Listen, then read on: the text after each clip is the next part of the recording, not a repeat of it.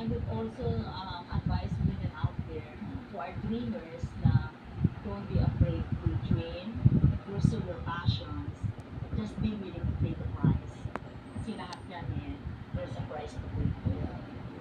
Like ako, nag-sexy star ako, syempre may price to pay for yan. You're often judged, you're often misunderstood. Yeah. Congratulations sa iyong napakaganda buhay. May mga ups and downs, pero in the end, ang importante, masaya ka. Congratulations Thank to you. you! May many more subscribers! Oh yeah, thank you. Thanks to you. At sa mga guests natin. Thank you. Thank you. See you again soon.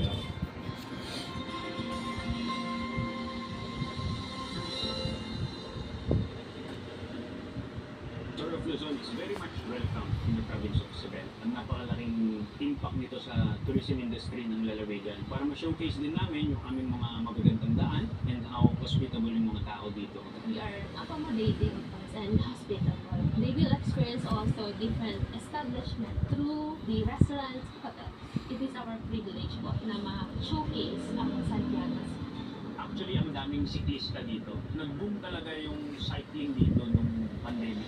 And I think it's about time na ma-introduce itong professional level na biking event dito sa Isabela. We hope to see you all here. Iniimbitahan po namin kayo. Supportahan natin ang Tour of Luzon 2026.